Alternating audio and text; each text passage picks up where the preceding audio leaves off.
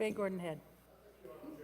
I have a number of questions here. I'll give the members opposite a little break. I think we're going to be canvassing Section 29 for a fair bit.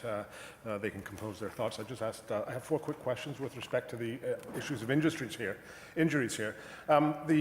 Section 29 in 101 here, it defines 3 types of issues. 1 is minor injury. It defines also permanent serious disfigurement, and 3, a serious impairment.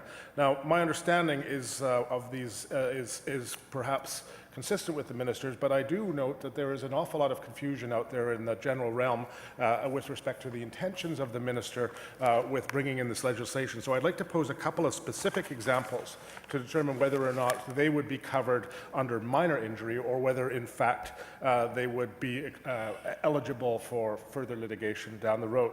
The one that's been the most common is the concern that's expressed with respect to psychological or psychiatric conditions. Now, my understanding of this, and I'm hoping the minister can correct me if I'm wrong, let us suppose we have 2 individuals. The first individual is in a car crash.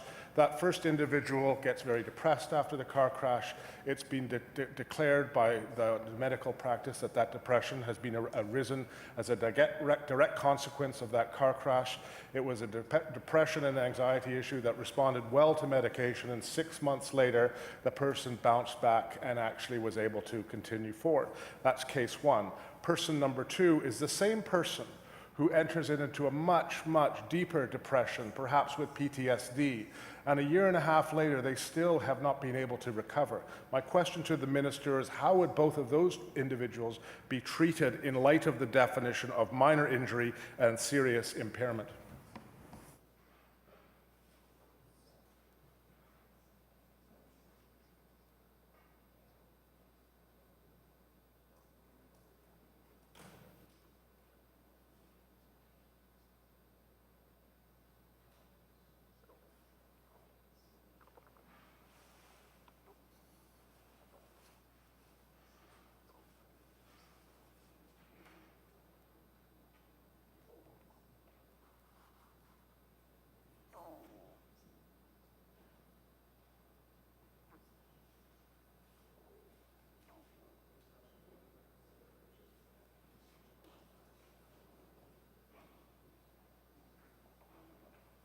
Mr. Attorney.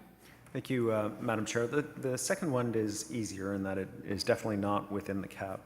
The first one, there is a definition of minor injury that's 2 parts. First of all, it's the first part of the definition of minor injury is a negative definition. It says that it's an injury that does not result in a serious impairment or a permanent serious disfigurement. So if it results in a serious impairment and it's a psychiatric injury, then it's out of the definition of minor injury. If it doesn't result in a serious impairment and it's a psychiatric injury or another type of injury that is within the second part of the definition, then it would fall within the minor injury definition. And so the other types of injuries are abrasions, contusions, lacerations, sprain or strain, pain syndrome, and we talked about psychological or psychiatric condition, and or a prescribed injury or class of injury captured in the regulations. Serious impairment, so the question of whether or not it's a serious impairment is also a defined term. A serious impairment is an impairment that is not resolved within 12 months or another prescribed period by regulation, if any, after the date of an accident and meets prescribed criteria by regulation. So you'll see that there are 2 pieces to this, and there is space within regulation for additional definition. I've posted a paper on the Ministry of Attorney General website about our intentions related to the prescribed criteria around minor injury.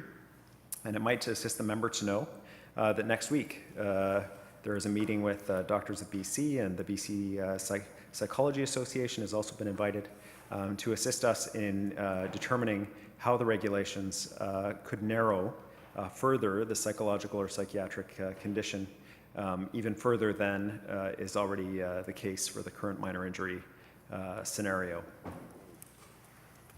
Oak Bay Gordon Head. Thank you. Another 2 examples I'd like to give. Let's suppose that there is somebody who was driving somewhat excessively over the speed limit, maybe didn't get caught, but there was some inkling that that person was at fault. And that person gets into an accident with two cars. In the one car, you have an individual who's got brain damage and becomes a quadriplegic, and they're seeking they're seeking pain and suffering, et cetera, and also legal process as a result of this. And in the second person, you have a couple of broken bones that lead to some chronic issues with perhaps it's a broken hip, and there's some chronic pain issues that last beyond a year. They don't just last a few months, last beyond a year. How would both of those be treated? And again, I'm seeking clarification for the purpose of communicating the intent of this section to broader audience. How would both of those individuals be treated under the classification of minor injury? I suspect the brain damage and quadriplegic doesn't apply, but perhaps the broken bones, where you actually lead to a chronic condition that lasts, say, a chronic hip arthritis or something after an accident, if the minister could expand on that. Mr. Attorney. No brain injuries or individuals with brain injuries or individuals with broken bones are subject to the limit on pain and suffering awards or the minor injury definition. Oak Bay Gordon Head. Now, thank you then. Let's suppose the bone it isn't broken, but in fact you have a spine with a cut, and that cut gets infected, and you get a flesh-eating disease response. It doesn't leave you permanently disfigured, but it leads to a substantive long-term injury. That infection gets into your bone, you get chronic arthritis. How would that person be treated in this example?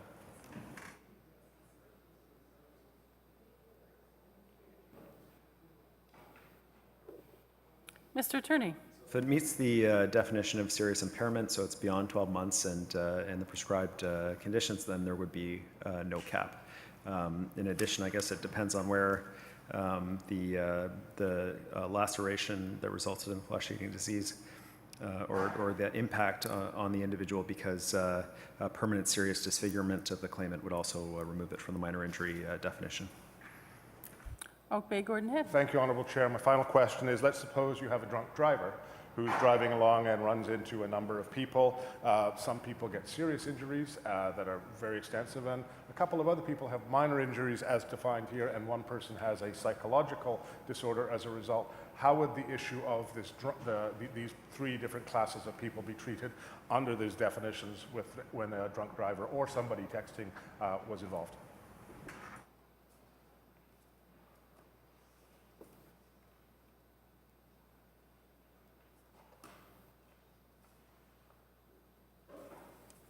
Mr. Attorney. Each individual would be assessed based on their own injuries, whether or not they fell within the definition of minor injury or not. And as for the driver, anyone that was driving dangerously, there's Criminal Code and Motor Vehicle Act provisions relating to that, insurance consequences, potential jail time, and so on. So that flow from that if they were engaging in dangerous conduct while they were driving, drinking and driving, and so on.